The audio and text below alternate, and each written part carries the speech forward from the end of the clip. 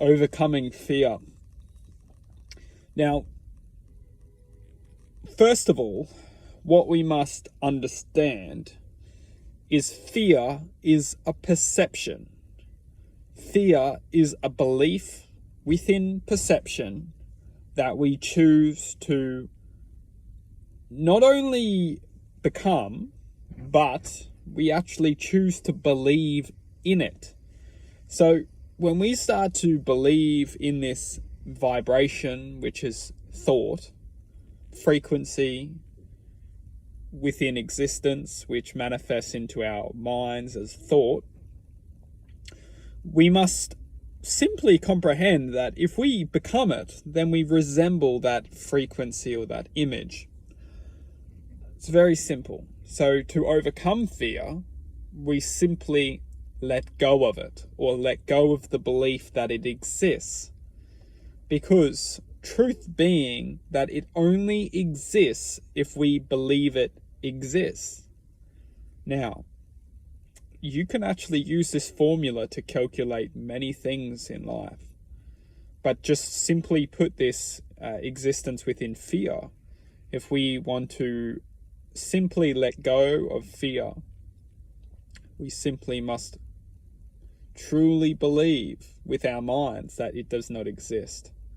Now, this is where we can start to go into a little bit of depth, is because we think that, well, many of us would have the perception that, well, it does exist because I feel it. I feel fear. I feel worry. I feel fear. It only exists if we believe it exists. The power of the mind, if the mind believes in unconditional happiness, it will become unconditionally happy. And most importantly, it identifies everything which is making it untrue to that existence. So everything which is causing harm, pain, suffering, as long as the mind can truly become aware that, as long as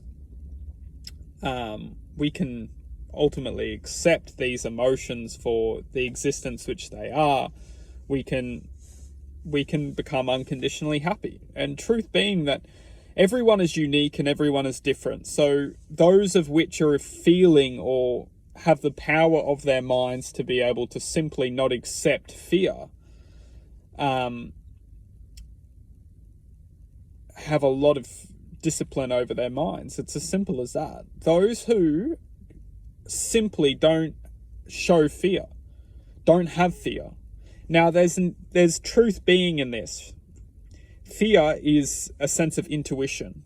And a lot of us confuse fear and intuition together, but they're extremely different. And this is one thing that we must separate. Fear and intuition are extremely different states of awareness, states of consciousness. So, for example, that of which, like, we're in the moment where we're maybe in a state of truth, you know, the truth is that something might be telling us that something could happen, which we ultimately feel that won't serve our best purpose. Now, a lot of us, we get confused here and we think, oh no, that's fear telling me that I shouldn't do that, therefore I shouldn't do it. Well, what can actually happen is multiple things, but to break it down is that the minds can simply control us into not achieving something based on fear. The other is that the expression of